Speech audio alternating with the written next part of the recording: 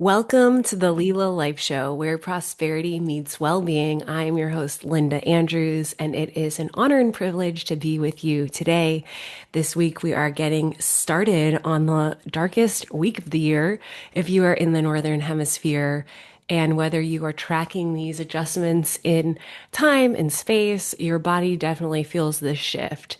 And so I'm wondering, again, if you're in the Northern Hemisphere, are you feeling more reflective, a little bit more nostalgia, tender, maybe an inner anxiousness that you're not sure about?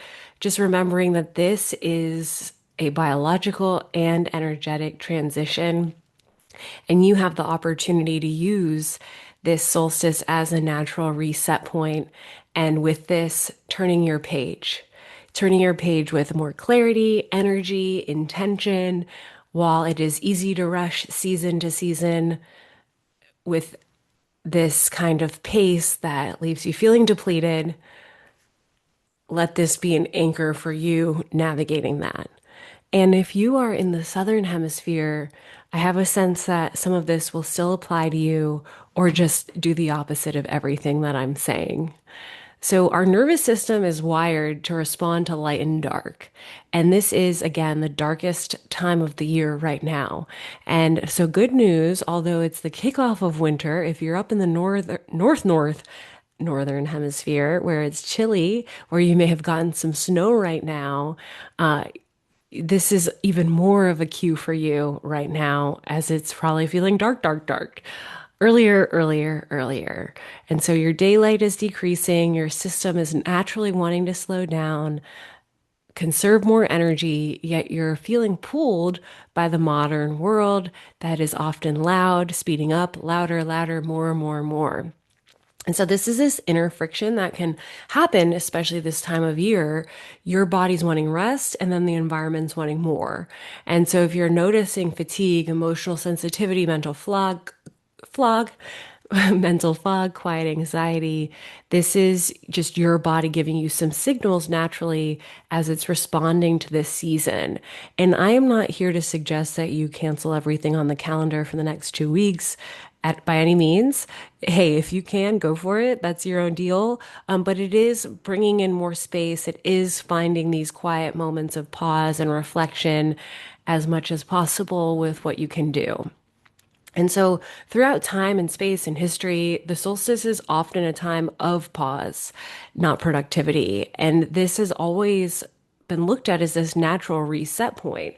Whether you're looking at March, mid March, late March, the beginning of the astrological new year, Aries season as the new year, if you're looking at this winter solstice point, if you are traditional celebrating Jan 1, the beginning of the calendar new year. The point is, no matter how you slice or dice it here, this is a time that you're able to go a little bit slower, the end of this one light cycle and getting into the other. And literally from this solstice point, the days are slowly growing longer again.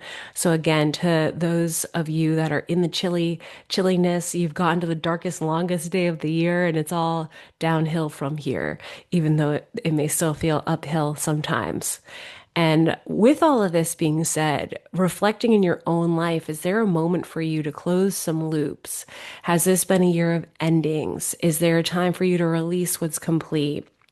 Is there parts of your own inner self, your inner compass that needs its own reset? And in these closing loops and release, what is that making more room for? And I suggest that you use these next few months to then, in that space, in that 0 point energetic, allowing that space to call in whatever is coming into your life at this time.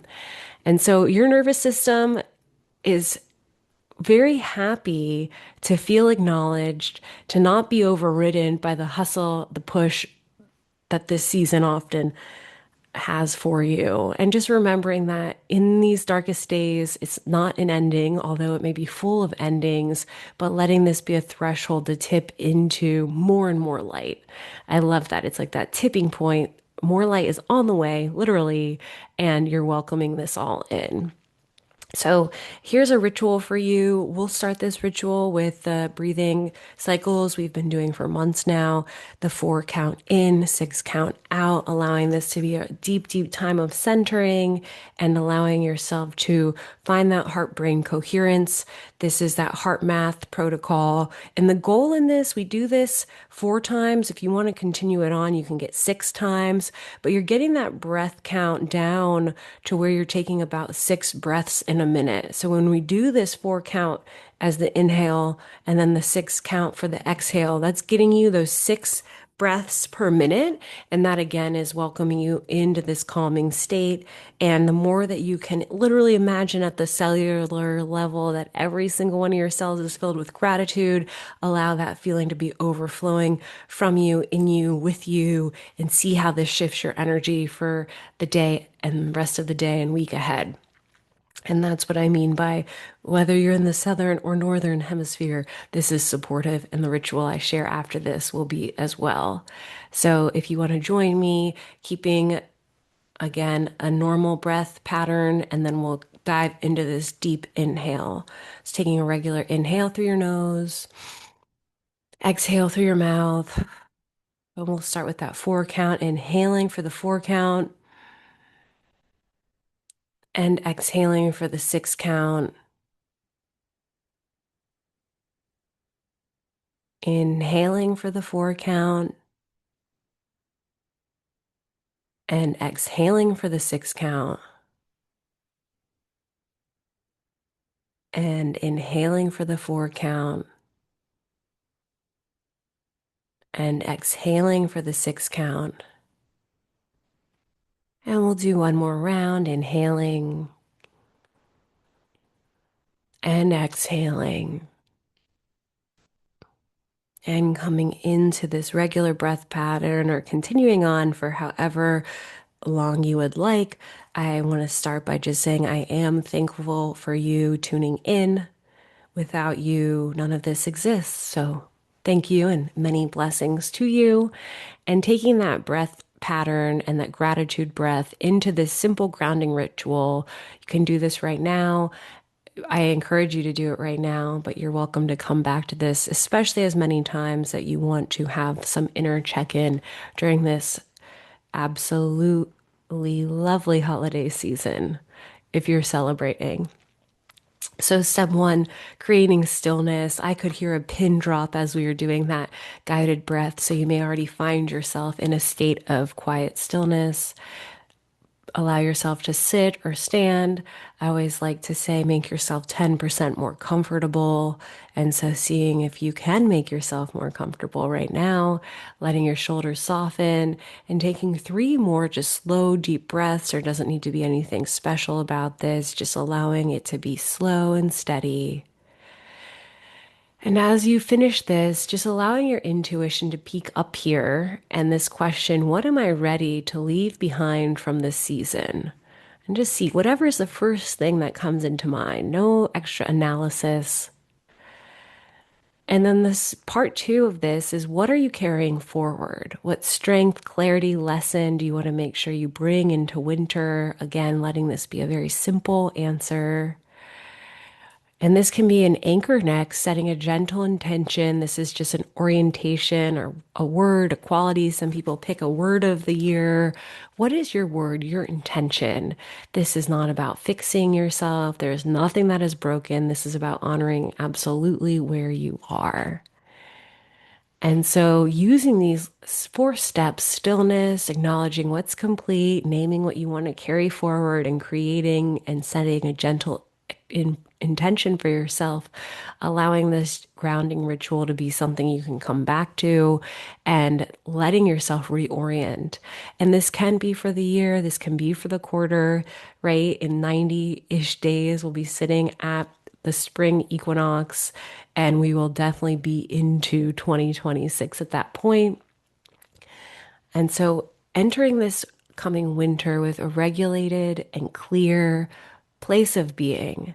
Again, this is not a time to push, allowing yourself to access a little bit more depth. There could be discernment, including maybe parts of yourself that are aching, screaming, wanting to be recognized by you. and letting this self-regulation be what allows you to access more and more clarity as you continue on. The more that you slow down intentionally, the more you may notice your intuition becomes more and more accessible, including that simple practice we just did, right? What's complete? What are you carrying forward? What is that intention? What if that just came to you so quickly, so sharply? You didn't even have to think, right? That's that relationship you have, everyone has with their own intuition, even if sometimes it gets clouded and tuned out by what we can just continue to call the modern world. You do not need to decide anything, make things perfect, right? This crazy push, I got to do this by the year end. There may be certain things that is appropriate for, but there may be part of this that you wind up any loose ends that are easy, that are quick, that you can, and any of this maybe bigger decision making, just you, letting this be a time right now that you can let things come to you. This could be a more feminine approach where the masculine is sometimes pushing, going, getting, where this is a time of receptivity. Can you allow yourself to be in this receptivity at this 0 point and allow yourself to experience winter with some grounded, present, resourced experiencing? Rest, the R word, that sometimes does not feel like you have the permission to do, right? You're not sleeping through life, but if you have some extra rest built in, this is not a retreat. You're not here. It's allowing yourself to prepare and make time for what comes next. And if you think about the little bears hibernating right now, right? They're stocked up for winter. They're starting their hibernation. They're absolutely in rest. I'm not encouraging you be in full bear mode, but maybe that's perfect for you right now. Everyone has a different season and experiencing their day to day differently. But can you cultivate a little bit more rest? And for you right now, my invitation as well, if this is a time where you do have a little bit more rest, please feel free to join the 22-day reset. This is a simple process that I've created that can bring in more clarity, intuition, insight into your life, especially if you're a leader in transition, and letting yourself recalibrate your primary resources, time, energy, attention, and money, letting your next chapter feel a little more grounded than rushed. Feel free to click in from the show notes.